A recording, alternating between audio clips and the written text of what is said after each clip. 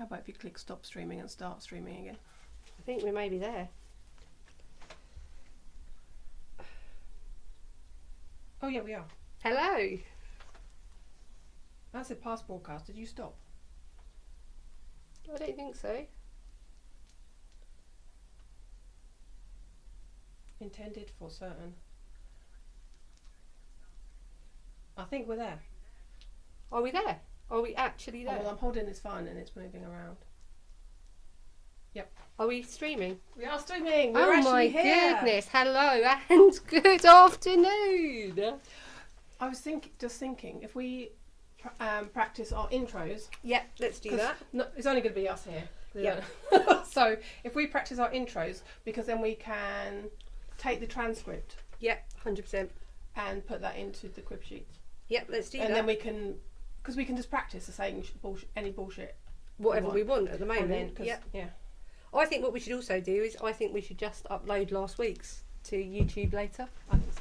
Because it is a bit Big Brother-ish, but there is some quality content in there. Hang on, let's get me into...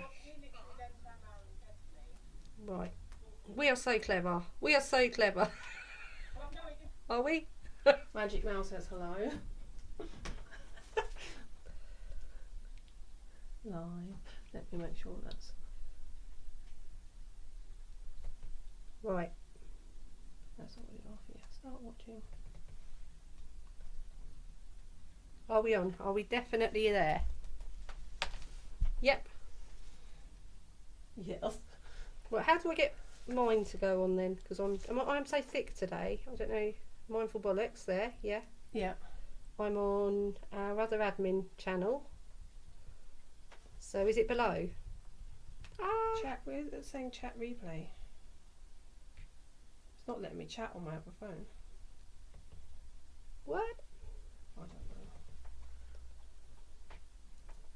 know. I'm out. I don't know what's going on. So Are you connected to the Wi-Fi? yeah, well, that seems to be an issue today, doesn't it? I always say, remember, Wi-Fi is real, even though you can't see it. It isn't today. It's not working today. I'm going to move this out shot. Okay, I'm there. Can you see you? Yes, I can see us. I Oh, can see us all. my hair. I think my hair really needs trimming. It's lovely. I got Meggie to cut a big lump off mine. It was lovely. Yes, So just the fabulous. way you said it was just like, just going to chop a big hole in the Yeah, back but of that's your me, head. innit? I don't care. Hi true. guys, if anyone's there. Hello, hello, hello. Hello. Lewis, are you going to turn up? We'd love it if you do, darling. We need to look that way. Look It's at really the hard. camera. We're going to put a screen on the wall because we look so much better when we're looking at a camera rather than each other. Yeah, I keep wanting to look like, what the hell is my hair doing? Don't get super focused on our faces because we're both doing this, aren't we? There we go. Says Got me enough hair. who panicked last I need week to and look went that and way bought to- a hair dye and everything because Yeah. I thought my hair looked like a load of pubes just stuck to the back of my head, which it did. I was trying to put, like, I've got the last 2 years. One year, I ended, because I really like makeup even though I don't wear it very often. So I bought myself Revolution. I don't even know if they're, I don't think they're on the boycott list. I think I looked up.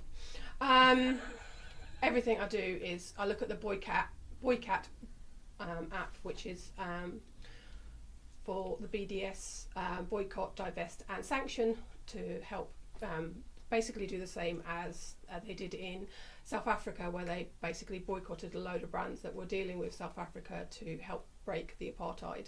And now they're doing the same with Israel to break the apartheid of the Palestinian people, where they're treated like basic second-class citizens. So everything we buy, I've even got Ian. He does most of the shopping, and he has the Boycott app, and it was like you can scan the QR codes, and it all. This is the issue where Baba Ganoush and hummus are becoming quite. Yes. Yeah. Sabra is the Yeah. one. I know, that's so sad as well. Yeah. That's so sad. Well, quite a lot of It's all sad actually. It I is, can't, yeah. say anything other than that, and it's just mortifying. I just wish.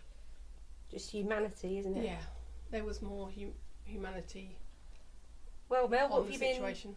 up to this week, my love? There was stuff I wanted to talk about.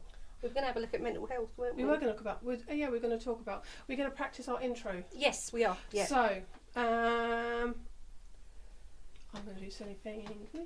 That's all right. Do a Wiggle. bit of woo. A bit of wiggle and a woo. I absolutely think that when we start this, we should do a little bit of breath work, Yeah. like we did last week, because that kind of did refocus us. It did refocus us. And it's also, I'll be the first one to put my hands up and say I didn't understand. I mean, I'm asthmatic, so any breath I take, I kind of overthink.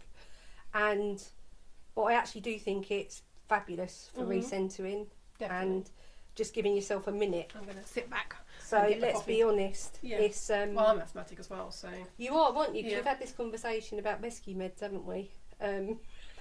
Yes, I was very surprised that I just because recently I've been not recently, but obviously after the things happened in May. Yeah. I don't want to talk about it every time, but that is a big part of my life this year. Then I kept forgetting to take my Preventer? preventer Yeah. one, and I had gone up to I'm on foster, and I went up to the second level, 200. I think 100-6 was what I was on. I can't remember. It's like I think it's the two amounts. Yeah. I think 100 is the amount of the preventer because it also contains a long-acting It's one reliever. medication now, isn't it? Yeah. It's one medication, which is amazing. Yeah. So, and I've always had the blue inhaler. I basically became asthmatic when I was 18. It wasn't something that I always had. It's just, apparently, if you have childhood asthma, there is a chance that you can grow out of it. I've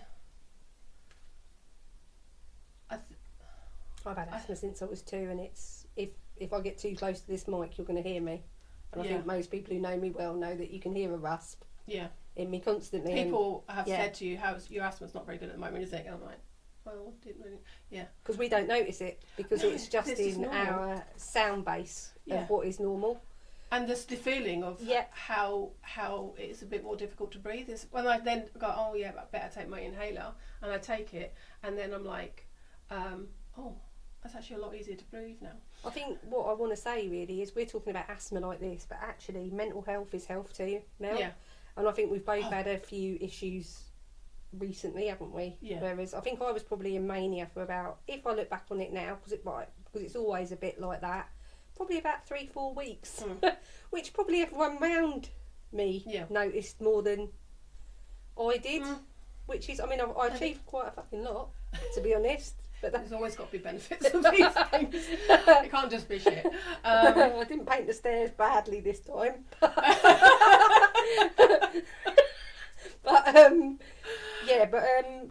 It's always quite frightening coming out the other end of it, because you've got that reflection of.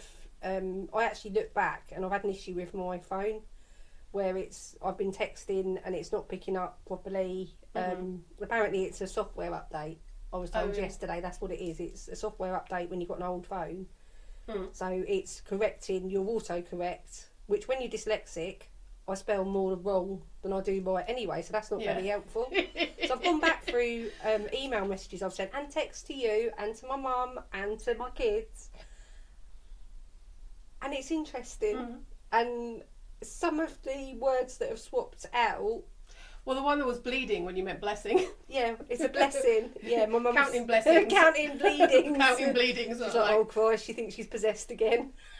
I'm like, I don't quite get it, but I sort of I got the idea rather than like, Yeah, but can you imagine if you didn't know me? Yeah.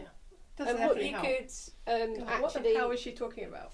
She's gone, mate. But yeah. But we do need to talk about it, because 1 in 4 of us in our lifetime is going to experience mental health. Well, and I think it's higher than that. Yeah, I think so. Well, we've talked before about the Drop the Disorder that I've the movement of, and it's not diminishing. I think some people, when they say drop the disorder, it can feel like there are people out there that think that mental health issues are completely made up and in people's heads, and they just need to snap out of it and get on with their lives or whatever, and they're not very compassionate about it.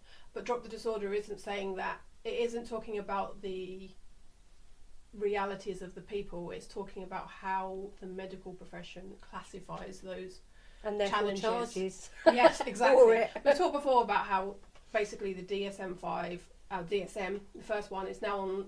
I think it's got levels. Is number 6, edition 6 now. Yeah. DSM. I'll say again though, but DSM is the book that I can't remember. Psychiatrists in America, there's probably a Psychiatrists Association. What was it, Mel? Let's just... DSM. DSM. We'll Google it. Make sure we've got the right info. Diagnostics and Statistical Manual of Mental Disorders, 5th edition. Yeah. And it's by the American Psychiatric Association. I knew it was psychiatric. We did know this. I did sort of say American Psychiatric Association. I said it's a psychiatric association that's in America. Yeah. So that was basically... I knew it was something like that. But the interesting, from our point of view, is that the classifications have translated now to the British. We basically adopted it. Yeah, we have, which is because medical research is across the world. 1,000 years ago. Not 1,000 years ago. A lot. I can't remember how long ago it was. Probably the 50s. That's, and the 50s psychology and that was really dodgy. Some of the experiments they did on people were very unethical. If you were institutionalised, you were in a very bad position, weren't you? Yeah. Well, one of the ones they did, one of the a load of psychology, because I did psychology AS level. I didn't actually, because of ADHD and stuff and depression, I didn't actually continue doing. I stopped turning up to classes, so I didn't actually get the AS. But they were talking. You've still done learning in it, though. I still learned some stuff, yeah, some really interesting stuff about that was very useful. So I can never remember which one it's. There was Milgram and Zimbardo. They did a lot of psychological experiments. One of the ones that I really remember was that they got a load of psychology or psychology or psychiatry students to get themselves admitted to a mental health institution, and then they had to get themselves out of it again. Bloody hell. Basically, they were then taking notes of what was happening to them, and that was pathologised into study.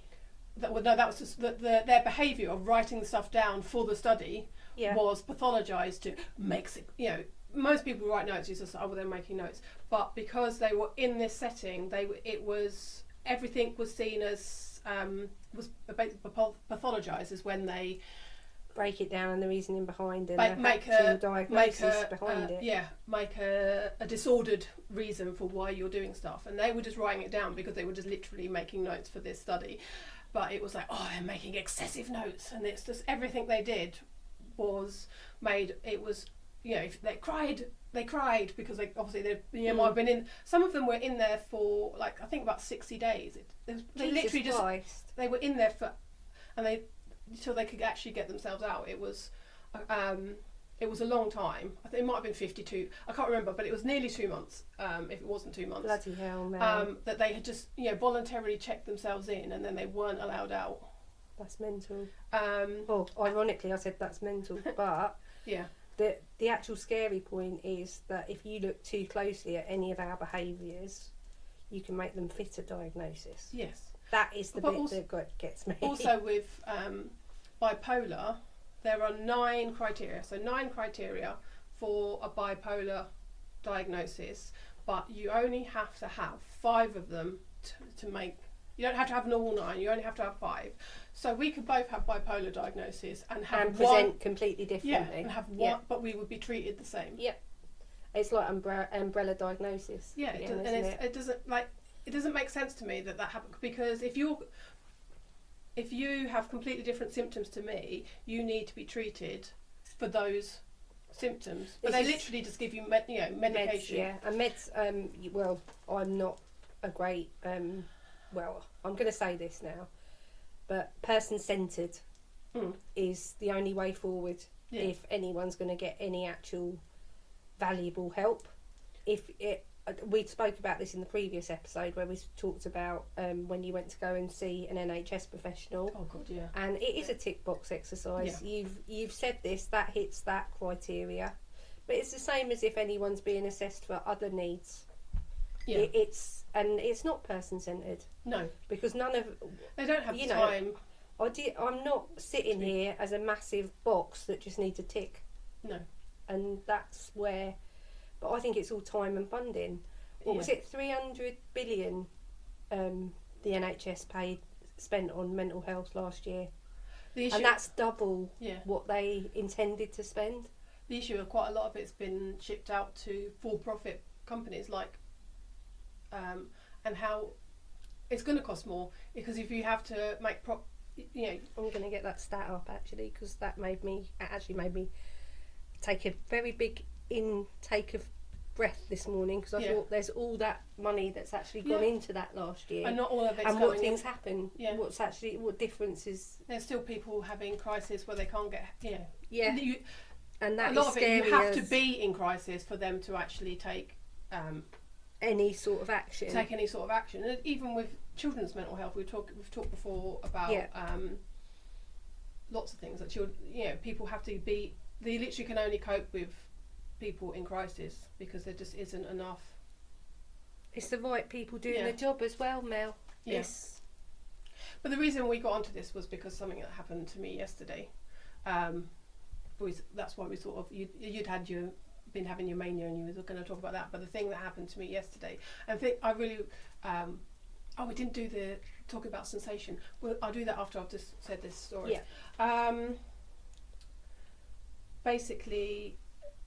Basically, the thing that happened in May was my mum died. That I said about earlier. So, and somebody, my birthday was in December, and somebody bought me an amazing present for a workshop at Happy Dashery, a local. They're fabulous. Love Happy Carrie Dashery. And Sarah are so lovely. So lovely. I always forget Sarah's name. Do you? Because I've spoken to Carrie so many times. My brain, like if I recognise her face, but because I don't know, there hasn't been that. My brain has to connect face with name, and something hasn't joined up. Whereas I always remember it's Carrie. I think it's also because it's Carrie and I've seen Carrie a lot more than I have Sarah. So but that is what happens with small business as well. One person becomes a face, and then it's a disassociation. Yeah. But there's so much that goes on in small business that there's so much to do for everyone, isn't there? So it is just that. Yeah. Anyway, I bought. Someone had given me a voucher to I could spend it on anything, but I'd really wanted to do this Jedsmanite tray and pot workshop. Beautiful. And I booked on to one. It's actually supposed to be tomorrow, and there was one other person on it, but they couldn't then make it. So she was basically just calling me to say, would you mind? Are you open to moving it for a couple of weeks down the line? Which I was, but she had said, "How's your summer been?" And I was like, cause did the question throw you? Yeah, because I'm really like most people ask that question and they don't expect a real answer, but I really struggle with if it's someone I sort of know. If it was just some random person on the street and they just said, "Hey, how are you?" I'd probably say fine.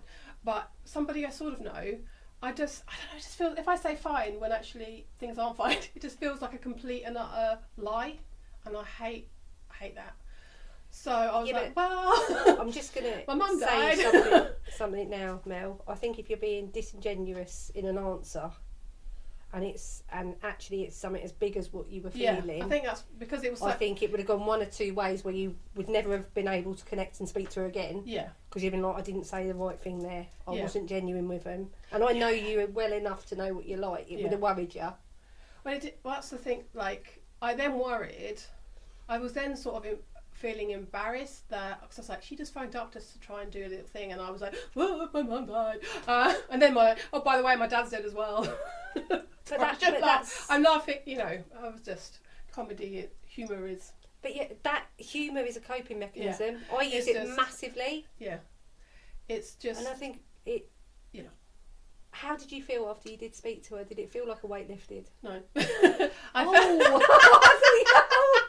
God. Basically, the thing I wanted to talk about was then, because there was them worrying. I was like, she literally just phoned me up to change it, and then she probably like expecting a 2-minute call. It wasn't a really long call, but it was just like, and she was really, really lovely and kind. But then I was feeling like embarrassed that I'd sort of dumped on her, sort not really, but I wasn't full on, really like blubbing, but I was a bit upset. And the thing that I was in this community, and it was all about really leaning into sensation and feeling sensation, which is one of the things that I'm going to talk about in a second, because we forgot to do that at the start because we got into a conversation. I was just then, because I really, really wanted to message her and apologise and say, I'm so sorry, I'm so embarrassed. Yep. But I then, going back on my training, I then was like, okay, I knew in my head I didn't actually need to do that. She was actually, she wasn't upset with me for talking to her about it at all. No. So but I still, in a way, my brain was still feeling, my body was still feeling like an embarrassment. So I just felt it. I just just felt like the grief and the and it was just like this really expansive, sort of smooth sensation, like across my chest and across my shoulders. Did it just feel like everything though had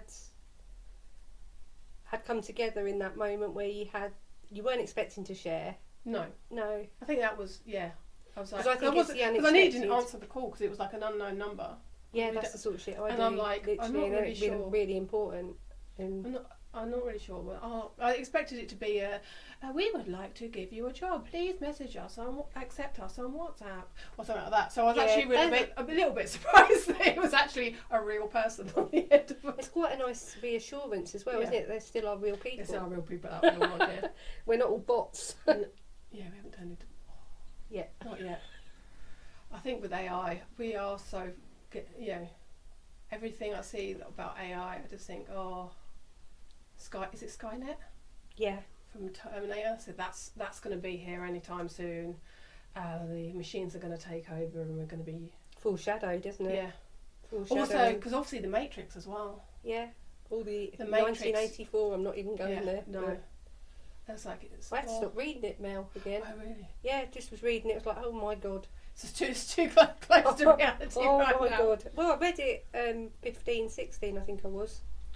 Originally, and Animal Farm. I did that. I did Animal Farm. Yeah, I did GCSE as well. Well, I'm a reader, aren't I? So as soon as an author comes up, it's like I've got to get into that rabbit hole and let's just complete it all. I used to read. It's not any sort of thing like that. It was James Herbert. He was the British Stephen King. Vets in Practice. No.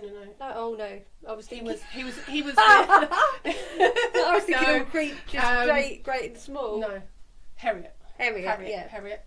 James Harriet. They were great as well. James Herbert did basically. I used to call it like a sexy Stephen King, because he wrote about more sex in his stories than. So you're a bit spicy, girl. I am a very spicy girl. You're a bit spicy. So yeah, there was like I think the Rats series was his main one. Rats, Domain, and Lair. They were very. That was quite dystopian. That was where the rats basically came and started attacking people. Do you know what's just happened? Do you know Splinter from Teenage Mutant Hero Turtles? He just popped into my head when you said that. I think it's because it's like he was, to all intents and purposes, he was their dad, wasn't he? Yeah. He looked after them all. And I like the Turtles because they like pizza. Oh, who doesn't? Pineapple on pizza or no? Yes. I put mango on pizza, to be fair. Oh, really? I would, yeah, but I think I like the idea of sweet pizzas as well, because I think pizza dough is delicious. Well, there's sometimes they do chocolatey ones, don't they? Yeah. Mango's great. Anyway, mango and ham together, yum yum yum. Oh yeah. Gammon. Yeah. We have a spicy sultry gammon thing that we get in the. It's a it's a pre-packed one. We don't make it ourselves, but it's lovely. My voice is really. Are we coming down with something? Because I think we've all been a bit run down, haven't we? I think I was just stressed earlier. I can't remember. We were talking about mango. We were talking about pizza. I went to Italy. I used to go to Italy a lot about 12 years ago. 12 years ago. And there was this weird pizza place that was very un-Italian in Italy, where it was like, I think it was actually run by English people or something. It wasn't by non-Italians. But they would make, instead of you ordering a pizza, It was like buffet pizza, but Nice. you didn't. They would literally, and you had a red and a green card on your thing. So if you were green, then they would come and offer you pizza. If you're red, they didn't offer you pizza, but they would just, make different pizzas and come and offer you a slice. I love the idea of that. It was really good. One of the ones that I was like, he was like, no, try it, and I was like, what? It was pear and gorgonzola. Pear's And fabulous. It was amazing. That sounds lovely. Amazing. Now. We always end up talking about food, don't we? We never eat before we do this stream. I haven't eaten. I did. We never do it, do we? I was in the middle of putting makeup on, and before I put my lipstick on, I was like, I feel a bit woozy because I haven't actually eaten. I cheat by having very milky drinks, like usually. Yeah, that's it. But this is skim milk in this one this morning because I don't know why I did that. I don't know why. 'Cause it's not as nice. It's not too bad actually. It just feels lighter. It feels lighter because I normally have yeah, lactose free. I think it froths better. I think full milk doesn't froth very well. No, it doesn't. It's clumpy, isn't Yeah. it? And then if you over froth cottage cheese. Oh. I like cottage cheese. I like cheese. I don't like cottage cheese. Don't you? Oh, I like cottage cheese. I mean, it looks a little bit like sick, but yeah. No, I think it's. I don't like it on its own because it's horrible. Yeah, maybe that's what it is. It's nice with pineapple, and it'd be really, really nice with pear, and it'd be really, really nice with mango or grapes. I do want to try it now. I think that's. I what think we I've should only do. ever had it. I've only ever had it on its own, and it was just like this is just no, didn't like it. And possibly because it was like one of the health things that my mum probably used to. My mum was super health kick. We used to have gold margarine, plasticky margarine. Oh my fuck yeah, God. my mum too. Jesus. Oh, do you know No. what happened to me? I got an invite from someone for Slimming World yesterday. So did I. I nearly put a status up. I was just because we get like loads of. I think they run one of the classes quite near to where my house is, so we get loads of them put through the letterbox. And I literally am gonna, whoever I find putting one of those leaflets through next time, I am going to get it out, chase them with it, and then they can eat it because I'm not doing that. No. It's so dangerous, and to They're some not people, healthy. it is. It's incredibly triggering. It was just like the wrong day yesterday to get it. I was just like, what? And I was like, what do I do? Because this is someone's business. Do you know?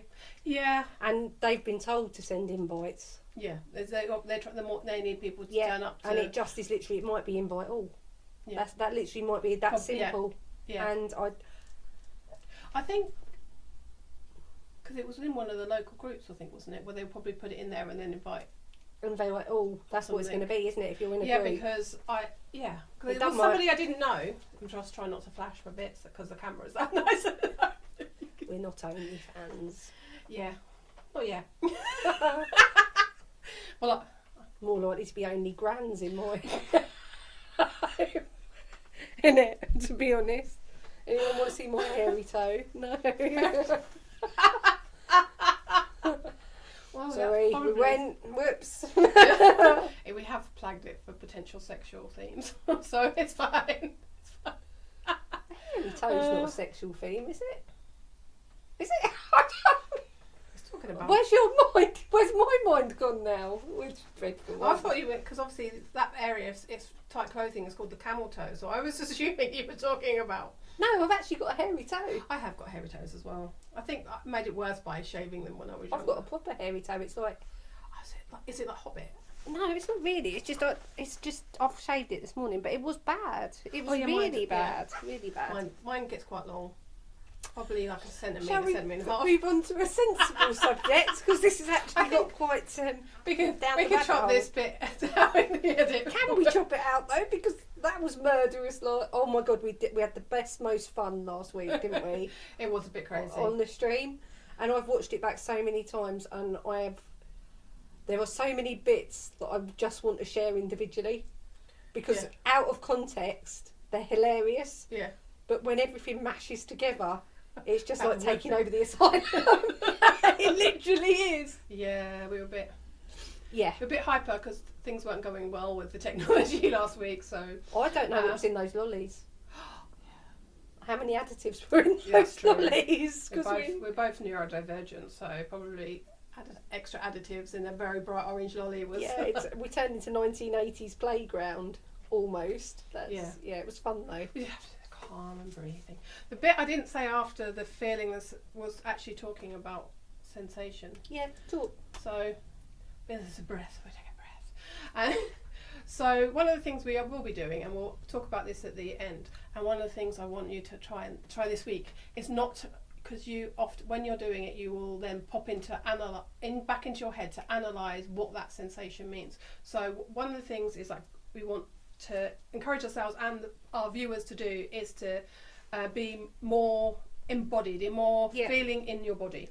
So one of the techniques that I was taught to do that I really love is basically sharing a snapshot of sensation that you feel. So at the end we're going to share a snapshot of sensation with you, and so if anyone is watching, they could do it too. They can do it. Yeah, we would love you to do it. I actually think that's incredibly important. I think yes, we're looking at possibly doing a daily post to share a snapshot on our social media, so everyone can like daily reminder to. I think we do need to look at as well what you guys want, because we want this to work and be quite interactive, don't we, Mel? Yes, we definitely. I think what we want is for this to be a place for people to learn and grow, and in ways that we're not taught in society, and looking outside the box, isn't it? Yeah, because we're not taught at school how to I think they are doing a bit more mindfulness at school and stuff, but they're not before. But anyway, we digress as always. We will eventually have a crib sheet where we'll hopefully keep us more on track. But a snapshot of sensation is you like looking at where is the location in your body that you feel it. So is it in your toes, your knees, your shoulder, across your your shoulders, in your heart area, on your nipples. Anyway, where can you feel? Where is the sensation located? At the moment, I could say I can feel a warm, flat sensation in my buttocks and thighs because I'm sitting on a chair. So it's location. Lovely chair. It's bargain. Recycled chair. So location. Does it have a temperature? Is it hot? Is it warm? Is it? It could have neutral. Because obviously if it's sort of body temperature, then it possibly won't feel anything. It could be cold or it could be icy cold. Does it have a movement? So is it like moving across your shoulders? Is it moving up from, is it starting in your stomach and moving up to your chest and then maybe across your shoulders? Is it movement? Or does it have, it could be stationary or not, but it could also have a texture. So it could feel smooth, buttery, creamy, spiky. Some people have done things like feels like glass, like broken. What would that be? What would the sensation of like glass would be? Would that be like a shattering? It could be. That could be. Or sharp. Just really sharp. It was actually when they were doing penetrating. The stroking. Ah yes. And it just felt like the finger had glass in it, even though it obviously doesn't. But that's where your mind goes, isn't it? Yeah, but it's just that's just the vocalising sensation. This is what it feels like. It just feels so sharp that it feels like there's glass. But obviously there's no glass in the thing. But yeah, there's a bit that we're not telling you, but that's not important right now. But where I got this from, we talked about it a little bit in last week's, which we're probably going to share to YouTube. Yes. These are just our test ones. We'll do an actual when we've actually launched proper, because if we're just testing the technology, we've been doing it through my laptop, but we now have a proper studio with a camera and a proper mic, as you can see the mic here. So we've got it's all pretty new to us, isn't it? And it's even today it's raining outside and we've got a metal roof on the studio, and the first thing I thought when we sat down was it's about to rain. Is that going to absolutely wreck our sound? But actually, people put on rain sounds anyway. So they just do. unless it was really, really downpour, it could actually be like, you have nice meditation sounds in the background. We probably would have had to pay for that. Like I say, you get copyright strike and someone says you've nicked it, and I was like, it was our own rain. It was our own rain. But actually, it's okay. It's quite scary, isn't it? 'Cause we're self-taught. Yeah. And honestly, editing has sent us through a massive, every sensation in my life I've gone through with editing recently. Well, because we don't shut up.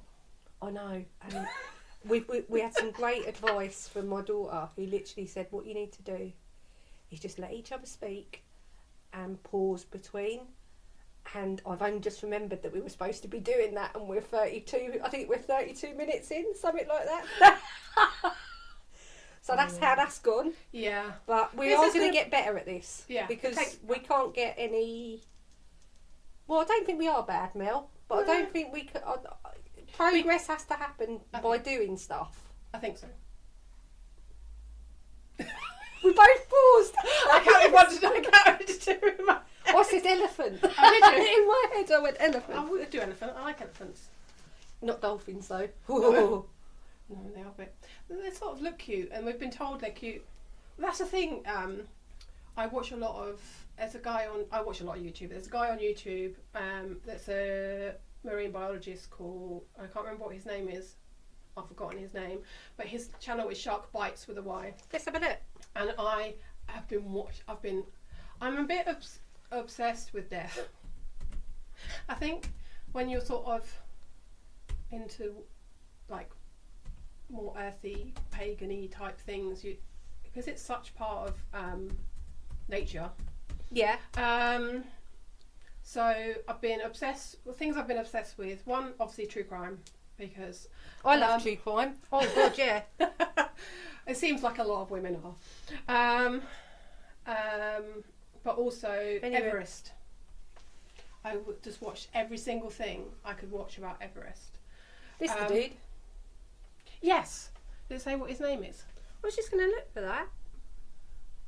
He really, because obviously there's a lot of shark influencers out there, and he has quite strong views on how it's good to be like it's a level of like with things like Jaws. Yeah. Obviously did a lot of damage to the way people view sharks and he talks about the rogue shark theory that there's not but it's basically one shark. Christian Parton. That's a marine biologist. Yeah. So we're doing opposites. I'm glad you can't see how hairy my leg is because I didn't shave today. Doesn't matter. No.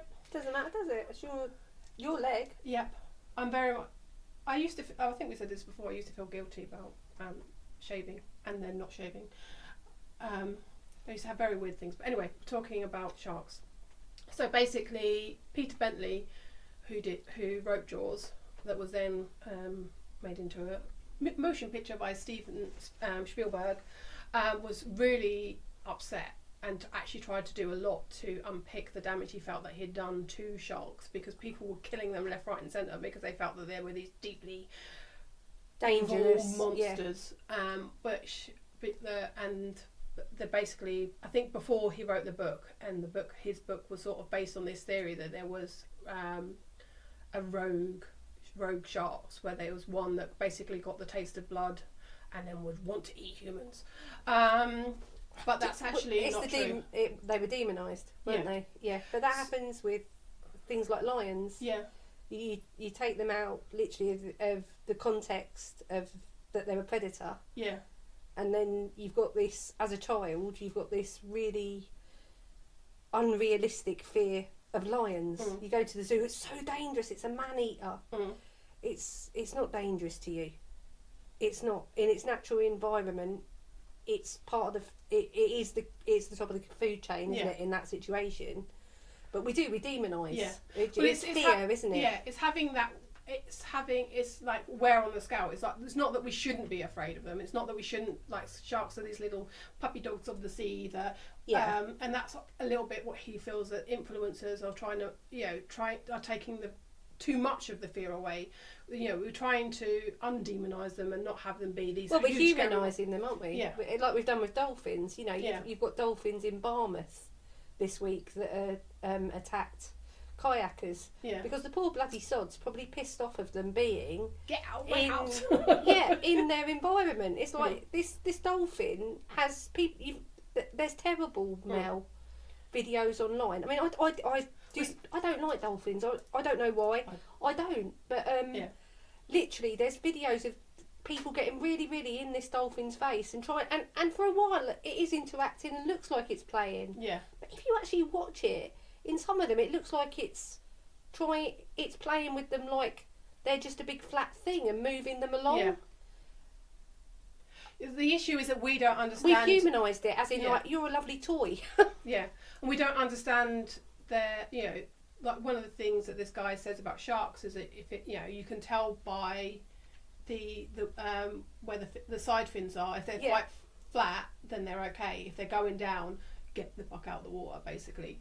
Because when we don't understand their behaviour, as normal people, people like him understand the behaviour and know what to do. We're not marine biologists, are we? So we don't take notice when they're actually saying you're in my. Because they can be quite territorial, and often it is like the bite. It's very rare that they actually eat us. It's usually that it's just like a bit of a test nibble. To see if we are food, and then we're like, oh no, you're not. But for us, obviously, depending on where they bite us, is it like the cheese counter at Waitrose? Or just gonna have a test nibble? Test nibble. No, that's not cheese. That's not a seal. Yeah, that's the reality of it. There's loads of like there's lots of different classifications now of whether it was an unprovoked attack or a provoked attack, because people have been swimming near whale carcasses and then they've been bitten, partly because they want to see the sharks, but that's really dangerous because the shark will want to defend. The shark wants to bite other sharks because it's defending the food source. Yeah, of course it is. So if we're near it, it's like, oh, isn't there someone else trying to compete for the food, or something else? It's about territory, isn't it? And the fact that we invade. Yeah, we're really, really shockingly bad. We just at staying in our lane. We just have this arrogance as a species. Not all, because obviously, like Indigenous Americans, they really know how to be at one with the land, and there's definitely a lot of. I think innately we all do know that, and I think we've just. I think if we stop and slow down, we can. I just don't think we do. I don't think. I think they still have that quite high up in their consciousness to be able to do that. Where there are obviously tribes in the Amazon that live completely at one in their habitat. They have no modern gizmos like us. No phones. They just live in peace with the nature around them. But Westerners. I know, it would be so. It is. It's majestic, isn't it? Yeah. It's just the thing we have to be. That's just brought to mind is that we have to be careful that these people it's like obviously you see it in films like the magical black person basically. They're always like I was thinking James Bond. I forgot which one it is. The one with Jane Seymour where she's like and they've got like voodoo in it and stuff like that. That's Ian Fleming, isn't it? The James Bond. I think I read more of those than I did actually watch. I used to watch them quite a lot because my nan and granddad. Sunday afternoons on back holidays. We used to be around my nan and granddad's a lot till I was about 11 or 12. Bless you. Every weekend when mum and dad were off, my dad was into speedway and stuff and various motorbike stuff, so I used to spend a lot of time with my nan and granddad. because my mum's an only child. Because my nan lost. My husband does motocross. Yeah. Well, he used to, but not now because we're kind of getting a bit on. Yeah. My dad's used getting on, isn't it? We're just getting on now. Yeah. I had a little Trial 80 motorbike when I was a kid. That is so cute. It is. That is so cute. When my kids were younger, the kids had a quad bike, but obviously a proper quad bike. Mm-hmm. But that's quite scary, Mel. That's quite scary. Well, so many injuries. Yeah. I think we had one around the time that Rick Mail came off one. Ozzy Osbourne had a massive He one. had a massive. We don't like Ozzy. By the way, I don't like. But Sharon. yeah, for reasons. Yeah. But literally, he did. He had a massive crash, didn't he? I think he had to be resuscitated and everything. And Rick Mail was a different person afterwards, wasn't he? So many people have, because I think they rear up and then they come over and whack you, and because you often. I think it's the same as everything. If you're respectful of it, if you're respectful of the ocean, and stay in your lane, I think you're probably going to be okay, unless you want unless something's gone incredibly wrong. Well, that's the thing that this guy says with like some of the people that have been attacked by sharks. Like one of them, I think near Israel, there was like I think it was like a power plant next to mouth of a river coming into the sea. So it was quite churned up. You couldn't really, visibility is a really important. If you can't see, obviously because you can't see the shark coming up on you. So that's not. But I think there was other like. Also, where the river is coming in, there's a lot of nutrients coming down. So there's often a lot of fish which will attract sharks as well. Right. Okay. So there's lots of things, and the power plant was pumping warm water in, so it was making it like its own little microclimate. And there was just so many little things that they had a jacuzzi. But yeah, a shark jacuzzi, and this guy got in, and the shark went snack. Sorry. Oh my god! He was like a pot noodle. You shouldn't. He was though, weren't he? That's a bit dark humour. There's nothing wrong with dark humour. There's nothing wrong with that. I'm sorry this man became a pot noodle, and I really am sorry about that. But I wonder if it is better for them to eat something hot. I wonder if it tastes different. Well, I think it was something to do with that when they're in hotter water, their metabolism is higher, so they need to eat more often. So they were more hungry, so they're more likely. It's a complete catalogue of events that cause it to happen. And that's often the case. If you break a lot of things down, Mel, it's a catalogue of things. It's not one thing. No, God, no. I'm trying to think. Because you see, I've seen reels on social media of sharks literally just swimming around where people don't even know they're there. You only know they're there if they, bump into someone or attack, bite someone. So what was it? We're tasty. We're tasty people. They're hungry. Well, because it's survival as well. Also because take away their our food fishing. Sources. That's what I was going to say. The fishing has taken a lot of their food sources away. One of the other things he did was really interesting was about whale sharks. Really? And how sometimes, because obviously we often think about how man-made things sort of muck up the environment. Yeah. But there was, I think I want to say the Arabian Sea, but I'm not sure if it was that sea. But basically, it was around that sort of place, and there was lots of oil platforms, and there was one particular oil platform that just had hundreds. I think 125 was the most they'd counted. Whale sharks, because obviously whale sharks they're plankton eaters, so they. Right. Okay. But they and they couldn't understand what they were looking at. The scientists were looking at why they were congregating there, and it's now a level they need. So they now understand they were congregating there because there was these other fish, or a form of tuna, I think, that spawn there. Right. Okay. And so they're basically coming because there's literally spawn. It was between April and September. These fish come there and spawn for that whole period, and the whale fish are just there. They basically turn up. They could see, they tracked them, and they could see that they were basically starting at one. There's a whole group of platforms. They'd always start at one, go to a next one by next one, and then the next one, and they'd be back. And it's because of this spawning. And they were basically following the fish eggs, because they actually hatch quite quickly, so they want to be there right as they come out, because exactly. So they get their fresh. So they get them while they're the right size, basically. So for them to for digestion, etc. Because they want them as eggs rather than little fish. Yeah. And yes, isn't it amazing? Nature, isn't it amazing? Yeah. And so the thing they're now looking at is they've worked out that the whalefish are there because of this, but they're not sure why the tuna go there, because quite often fish will like man-made things, and like they'll go under boats and rafts and things like that. The little fish, that's what will attract sharks, bitey ones as well, because it's, I can't remember what there was a name for it, but it's basically like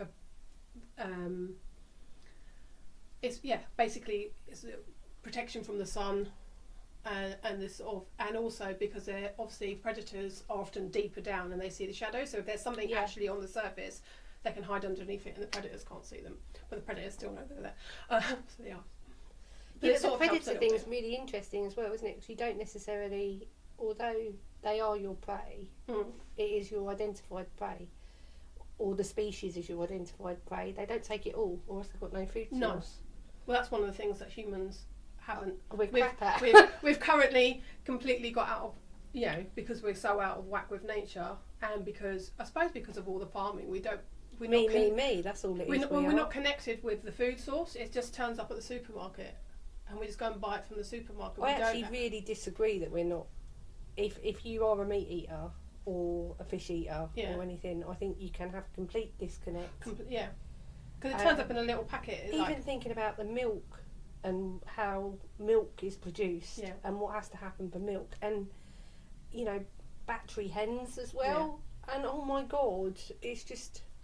And there was because of bird flu, there was actually a point at which, because obviously you say free range, but like the red tractor, a lot of these standards, it's not really the standard you think it is. It's like it's better than what they'd really like to do to the animals, but it's not really the welfare that you would really want for them. It's not. They say like free range, and you expect to see like somewhere like my stepdad's where they've got this running around everywhere and got complete free range, but actually they only have to be outside for a certain amount of time. But with the bird flu, it literally got to the point where they weren't allowed to call them free range, because they weren't because when there's bird flu in the area, they have to be inside to stop them catching it. And then it got to a point where they weren't actually allowed to call the free range eggs free range anymore, because they hadn't been out for the long enough time. That's so bloody sad on the chickens, isn't it? Yeah. But then it's like when farmers have different views on badgers, don't they? Yeah. Because of TB. Yeah. And that is absolutely mortifying if that happens on a farm. Yeah. And it's for cattle, isn't it? Yeah. It's cattle that it affects mainly. Because it's like dolphins. I don't really like badgers. I think they're really odd. They walk like little men, and they look like they should have a flat cap on. And Wind in the Willows. Yeah, that is exactly it. But they're not as friendly as the Wind in the Willows one, because they look like they're going to rip something to pieces, because they've got these massive is it no, it's not Italians, is it? Talons. Talons. It's not talons are birdie things. I don't know what. Yeah, but it's a hooked claw. It looks hooks. If you don't like our badgers, you'd absolutely hate honey badgers. I know what you're going to say. Honey badgers are really. Do you know what else creeps me out? Red pandas. They're gorgeous. I know they're gorgeous, but oh my god, why? Why are they? You haven't seen the film Red Panda, then? Yes, yeah, red. You have? Yeah, I have seen that. That's cute. Love that film. That is really cute, but it's a red panda. It's a panda. But then you got pink dolphins, and then you got dolphins in general. Pink dolphins they got a weird nose. Did you know from that book Bitch by Lucy Cook that we will talk about? She was in our inbox this week. I know. That was me. What? That's the other thing we were going to talk about. I was fangirling. I try not to fangirl too much. I fail. I fail often. It depends. Some people that I just really I hold in quite high esteem, I suppose. I fangirled over someone else. We'll talk about him in a second. But yeah, I think it's because I feel like she's disrupting preconceived ideas about. You do need to read the book. Yes. Or get her to read it to you on audio. Oh, I've read. Yeah, I didn't read it. I did read it, but I didn't listen. I preferred it on audio. I'll be honest with you. It was much easier. Yeah, to digest. I think you also got a feeling for her better with it because it translated. I read it. I skipped bits. I'm not just because that's the nature of how I read, and I'll go back and read. That's what I do. I'd definitely listen to it again. Yes, so would I. But interesting stuff. I think the audio version, she translated what she meant. Yeah. It was beautifully done. You felt it was beautifully the love done. of the work that she's doing and her humour. You can see it in the book, but it's just obviously in your face when she's telling you it. Did you feel like you come away like you'd had an natter with a friend, almost as if because she sounds like someone we know a little bit. I think. I thought the one that was in Jonathan Creek. Caroline Quentin. Yeah, she does sound like Caroline Quentin, and she's got the same intonations. Yeah, that's what. I was like, oh, Caroline Quentin could have read this for her because she really sounds like. But I think because I started listening to the Unwell Woman book, and it's not read by the author, and I find it really, it's flat. It's so flat. It's flat. Yeah, I love that book. Yeah, I love that book because it resonates with me, and it's Unwell Women is fabulous, but it definitely is if you're an unpicker and you want a task. You start that book and you literally are right, I need to go and find out about that. And it is, we really do want to do a book club. Yeah. But we're going to need your help, guys, for that one, because otherwise what will happen is I'll hyper focus on one book and then I'll have to find every reason around that, Mel, and then we'll never do nothing else. Yeah. So we need I think sometimes we need a bit more light. Because not as in light as in ooh la di da di da di da, but light as in this is sad. Yeah. Because it does some of the content of what we've read. Yeah. I found bitch once I could. It was once heavy you got in her, it was heavy in just. It was so much information because it is basically about science. She's magnificent. And that's all I'm going to say. Absolutely love her. So yeah, her coming into our inbox, I was like, oh my god, it's Lucy. I loved it. And I was like, I actually thought, did I message her? No, you're like, Kay, what have you fucking done? That's what you were like. The first time I was like, because often I'm quite in the mindful.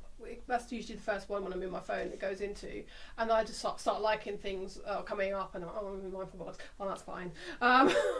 It's usually like she was in my own inbox as well. Yeah. It was all over a hawk caterpillar moth. Because I took a video of a hawk caterpillar moth which was outside our house, and she literally shared a picture of it.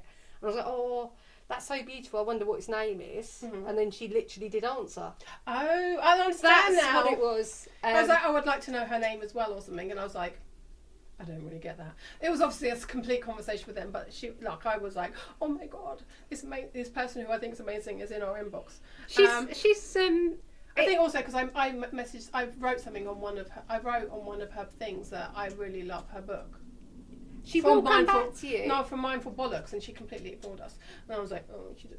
It's because I've spoke to her because we called Mindful Bollocks, and she'll think, obviously not. She just obviously missed it. I think she has tweaked. I think she has tweaked the connection, because I've messaged her before about the ravens at the tower. And it was a comment because the new ravens were born, and obviously ravens aren't on their own. No. And I love ravens. I think ravens are fabulous. And it was just I for some reason sometimes you always take a chance if it's an influencer or someone, and if you write a comment. But sometimes you reach out at that right moment where it resonates with something they're thinking. Yeah. See, this is about connection again. If you're in there at the right moment. Yeah. Oh, I can't remember. I want to say Judy Love, but it wasn't Judy Love. Somebody did this programme about big boobs and how society treats women with big boobs. Yeah.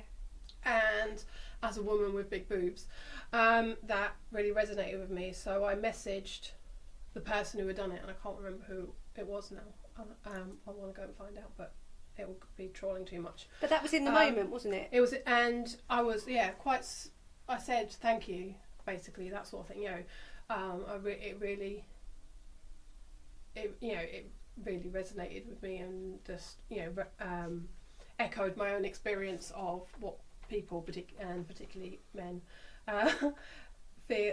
behave like just because, and treat me just because I've got big boobs. So and it was and she came back to say thank you, and I didn't actually expect her to come back and say But I think people are people. Definitely. I literally, when because you inboxed me yesterday, didn't you? And you're like, did you reach out to? Did you reach out? I was like, yeah, I did. I was having a conversation on my own as well, though. So it had, I think, crossed, because it does sometimes. You've probably had this as well. It literally crosses, and I literally answered you back, and I was like, yep, that was me, big heart, thinking yes. Someone's seen the profile. It was quite high level, and then my second message was literally, I don't really think about celebrity like that. It's in the same breath though. I'd have messaged that to anyone if I'd have seen. Yeah, because I feel I try to be mindful. It's not that I try not to. I in the past thought celebrities was this big, amazing people, like completely untouchable. They're self-employed and separate from me. But I sort of don't think that very much. But I'm also I try. It's boundaries, isn't it? As well, but if you put yourself out there, it's just sort of it's teetering along the boundary of not big. I think probably like a message is, or just reacting to something they've shared where obviously it was a story, so you just literally type in the bottom and it sends them a message. I wouldn't send a message like an inbox unless it were something where it was just like, oh yeah, that, like you said about the big boob thing. Yeah. Absolutely. If something has actually resonated with you massively, and you're just like, I just want to say thank you to you. Yeah. I just want to say, you're completely on my side. They weren't a really massive. That wouldn't worry me either, though. Celebrity. I think. Well, I suppose there's a little. I was like. I think we're all people. We are, but I think massive celebrities are like, I don't need your validation. Whereas, absolutely. And also, you're only going to get an assistant. Yeah, somewhat. Whereas this person was small, and I thought maybe I wanted to let them know that it was really appreciated what they did. But also, I think you see so many stories of celebrities being hassled by people, entitled people, that then when they say no, actually, I'm here at having lunch with my mum or whatever, and please leave us alone, and then so I think it's like this really bit of a tightrope to be like, treat like they're just normal people. But then I don't want to give anyone a god complex either. Yeah. I think they're better than anyone else, because I don't think none of us are better than anyone else. We're all fabulously flawed. Mm-hmm. We've all got a right to make mistakes. We've all got a right to make the right decisions to make life and society a bit better for each one of us. And it don't worry me really. No. I would, if I saw. I mean, I've seen Nadia from the Bake Off. I've literally said hello to her in Milton Keynes when she was walking past the bit by John Lewis, and thought, oh, I know you. And then I thought, oh no I don't. But she nodded and she said hello. Mm-hmm. And it was literally walking back up into the car park in the new bit of Milton Keynes, and I literally just looked at Neil and went, oh yeah, I didn't know her, that was Nadia, weren't it? And you think, I've done the same with Frank Bruno at Little Morrison's down here with my friend Dom, literally didn't realise. But then I think if you've got an association and you want to say hello to someone, I don't think I'd have that barrier now. It's fangirling, but I don't know, because I went with a friend to see Drop the Dead Donkey last. You were actually there with your partner. I went with my friend and we went and saw Drop the Dead Donkey, and at the very end I ended up with a really bad cold. You were poorly, weren't you, for quite a while? I literally said to her, do you want to go to the stage door? And she said, oh, I've been there before. And then we asked the lady to make sure it was still where it was. Mm-hmm. And I've never been so disappointed in people. Oh, really? So it was very odd. It was very odd. I wasn't fangirling. It was just, I thought, well, I've come out for the first time in about 15 years to the theatre, which it was. It was about the first time I've been to the theatre in about 15, probably nearer 20 years actually. And I did sort of think, I'm not going to name who it was, but one did just walk straight past us and didn't acknowledge. NP. He just has that air about him that would be. Yeah.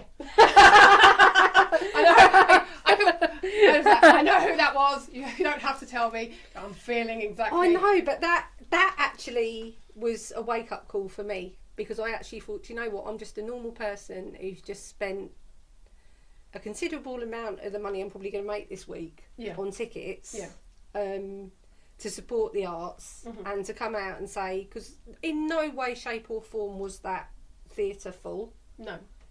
And for all intents and purposes, we could have gone and sat in much better seats and not upset anyone or anything. And I did think in that moment, I thought, I wish I hadn't come to the stage door. I wish it had just been a lovely, lovely evening, and just left it at that. Because it's that where you have got someone on a pedestal. They're probably frigging knackered. They've probably got another 3 hours drive home. Yeah. They're probably starving as well. You don't know, maybe they've got a really shitty pair of trainers on that are uncomfortable. It can be any of these things, but in that moment I just thought, they can just be I'm just a woman stood here with me mate. Yeah. And we did get signatures, and a lot of people were lovely. But in that moment it was just, why couldn't everyone have just been just a little bit, you know? But then that's where your expectation of people is personal. And I think sometimes, because obviously when they're actors, they're conveying doing a persona that isn't them. Yeah. So you associate that persona with who they're going to be, and then they're like, oh, actually, you know, he could be shy, possibly not. Or he just could be an arsehole. Oh, I can't remember who, and she plays Sally in it. She was so lovely, and she had a doggy with her. And oh my god, she was so lovely as well. And I didn't really enjoy that. Did you not enjoy it? It was the younger actress. I actually, she was fabulous. They were travelling in the car together. The lady plays Sally, and the dog, and the younger actress who was in it as well. And they engaged completely naturally. You know, she spoke about the fact that the wardrobe mistress had made a hat for her dog who had been waiting out the back. And do you know, maybe that was what happened. Maybe we'd engaged a bit too long. Yeah. But I don't think we had, because the conversation was flowing. It wasn't like we took it over or pumping. And they were talking to us while they were signing autographs for other people. So I don't know. Or I don't know. It's hard, isn't it? Now? Yeah. It's hard. I think that's not just with celebrities. It's with lots. There have been times that I've been talking to people. I suppose a little bit with Carrie, and I was like, oh my god, I'm talking a bit too long about this. And she literally phoned up for a 2-minute, can we move the date? And I'm like I said, she was fine about it, but I'm like, it wasn't her plan. Am I taking up too? And lots of people, but lots of times I'm thinking, actually, I'm talking. And it's again, feeling. And you can feel, always sometimes the people are talking, and I'm like, actually, I really, this conversation could come to an end now. I really, you know. I'm shit at stopping a conversation. As you know, this is why this goes on for about 4.5 hours sometimes. We would literally just stay here all day and talk. What we need to do is a pre-chat before we start. Because... we did. We did a pre-chat, and we had coffee. We actually had fabulous coffee this morning before we... We have twin machines. Yeah. Which is really... me and Neil were talking about this, actually, because before we got the...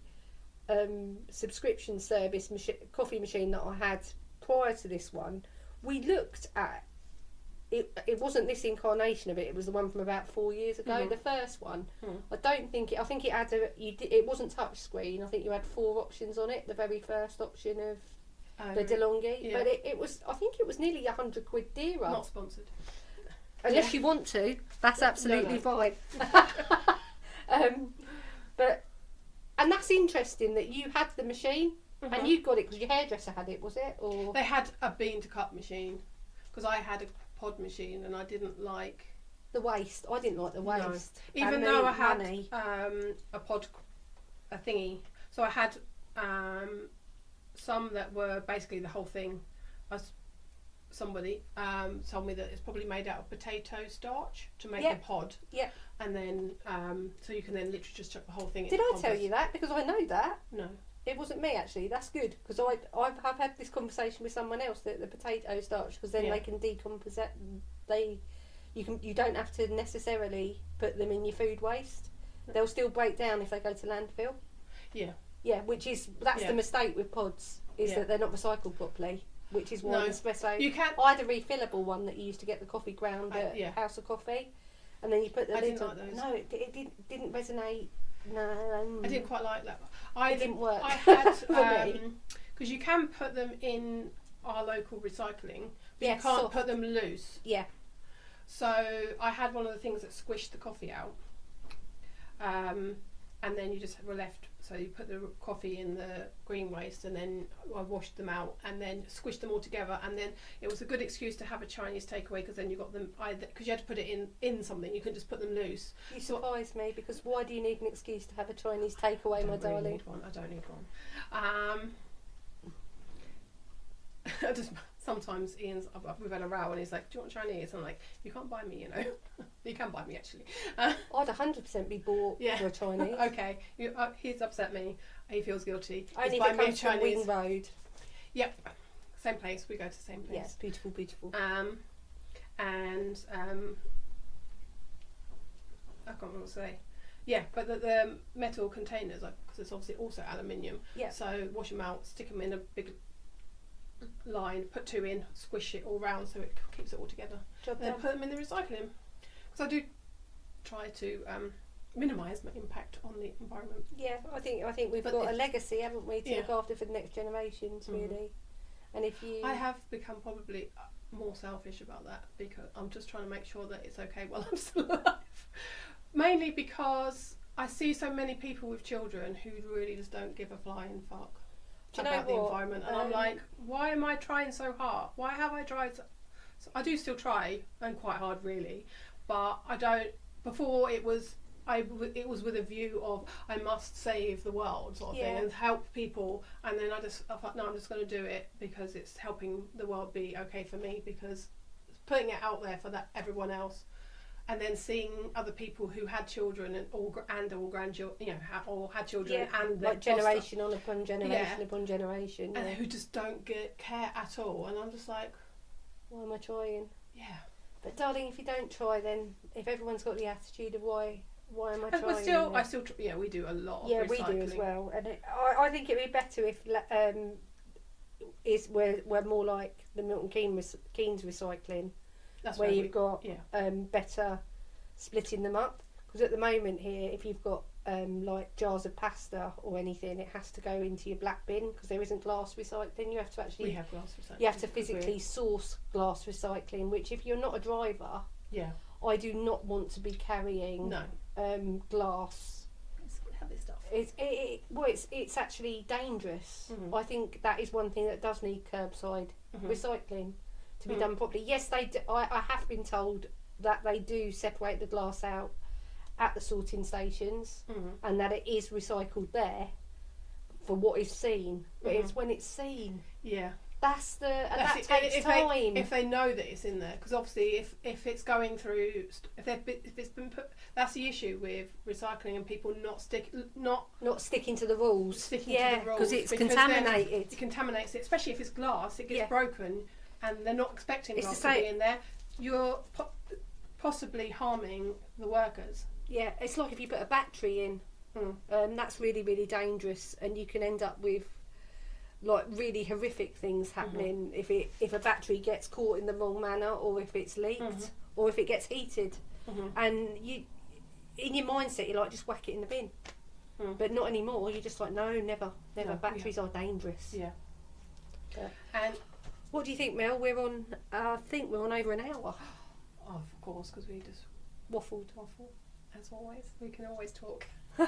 Which is why we're here doing this, because this is basically how we started. Was we ended up coming to see you in your shop, and not my shop, but in the shop. In the shop that you were in, and then we'd end up having mad, crazy conversations. Yeah, it was fabulous, and you weren't the only one. No, Kay can chat. I can look after all of you. That's all I ever wanted to do, was look after everyone. So, yeah.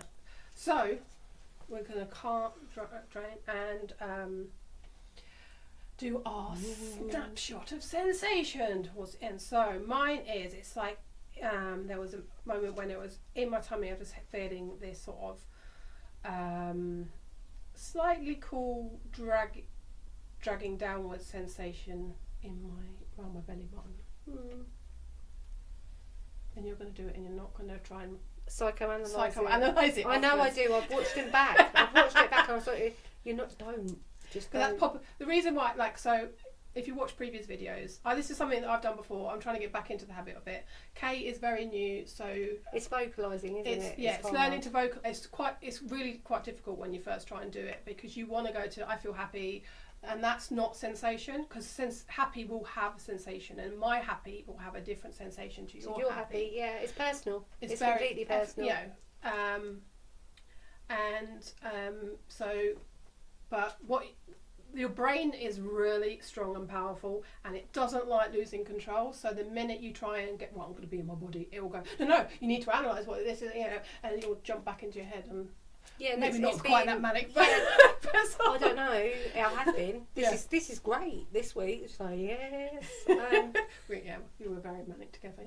Yes, which you will see if you want to have a look on the YouTube in a minute, because we will put that there. But I think this week I've kind of felt. Where is it? Say, try. Where is it? Honestly, I think again it's towards the bottom of my feet. And from knees down. Yeah. Down there. And it's the only way I can describe it is like a shifting. Yeah. Like it's like a sensation going up and down, up and down. It's almost like that. Bouncing. Bouncy, yeah. Does it have a temperature? Yeah, it's really warm. Really, really warm. Does it have a hot bouncy sensation up and down my legs. Shins. Well, it's right from the top of my toes, right the way up and down. Yeah. So I don't know what that is. Awesome. Yeah, but that's there. So I haven't overthought it or what it is. That is what it is. Perfect. Yeah. So I've got better at this. I will take a bow. So I can't even. So this week we talked about sharks. Yeah, we did. We talked about mental health a bit. And mental health. Mental health and the grieving process as well. And contacting celebrities. Yeah. But not in a stalky way. Not in a stalky way. Also open to that. Yeah. You're open to be... No, we're not open to be stalked. No, not stalked. Other way round. No. You're open to going to jail for stalking. Not you've today, got to mate. You've got to be... No. Clever about it. Just make some friends. Oh, yes. Connecting, networking. That's what we were doing. That just reminds me of something I thought earlier. Before, we were talking about what superpower would you have if you could have one, and mine would be to be able to talk every single language on the planet fluently, so I could communicate with everybody. That's really beautiful. I just love that, just be able to talk in every language. And languages are amazing. Oh, yeah, just what other things we could. I don't know what superpower I'd want to have, Mel. I'd like to be able to. I think I'd actually like to be able to have hindsight. I think that would be a great superpower to have, because you could do such good foresight. And then with hindsight, as in, because then sometimes when you've misinterpreted something, or if you've seen the future coming and it would have been able to stop something that would have been a catastrophe. Yeah. And sometimes when things are catastrophised, if you had the insight and the foresight, you perhaps could help. I'd like to have that. I think. Yeah. I think that's the only superpower I'd really like to have. I've had that though, sort of like an intuition about things. I have intuition, and then I ignore it, and then the thing that my intuition told me was going to happen happened, and I'm like, oh, for fuck's sake, why didn't I listen to it? I also. Well, that's the thing of getting in touch with your body, because you feel that stronger intuition rather than just like a. And then it's like the lessons we have to learn, isn't it? We go through them for reasons, and if you actually look at when things happen again, you can often go back and there's mirrors. Mirrors, and there's and that's a very interesting if you can actually identify the patterns and you can almost be very mindful of when certain dates come up and where certain months come up, and how am I going to react when whatever's going to happen this month, because something always does. It's knowing. Yeah. It's knowing the experiences we've already had and the patterns that are, I think, foretold for us. So there we go. I think that was mindful. Yes. We didn't say it a lot this week. No, I don't think we swore. Oh, I think I said fuck. I definitely said fuck, but just like general fuck, not like naughty fuck, as in like, you know, just getting it in there for the point of saying it. Yeah. Well, I think it was part of the conversation. Anyway, so this is our thank outro you. This now. is we didn't really do an intro. We're gonna do an outro now. So thank you very much for watching and joining us. I think this it'll probably be 10 days, won't it, before our next live, because next week is a tricky one. But we are going to be more focused. We're going to get a telly up on the wall so we can look at the camera. We might have a bit of a break so we can focus on some behind the scenes things. Because I think the equipment setup's nearly there. Yeah, it's editing. That's our only that we're falling down on at the moment, because basically we created this for an audio podcast, didn't we, initially? Yes. So we were up and running for that. Yeah. And now we've just moved the boundaries for ourselves to make things easier but harder at the same time. Like we do. We do make ourselves bye for now anyway. So see you next week. Not next week, maybe the week after. 2 weeks time. 2 weeks time. Let's say 2 weeks unless time. we can squeeze one in on Monday. But I don't know. For more mindful bollocks. Yeah, more mindful bollocks. Bye. And do you want to say goodbye one more time? Bye. Ciao. Bye.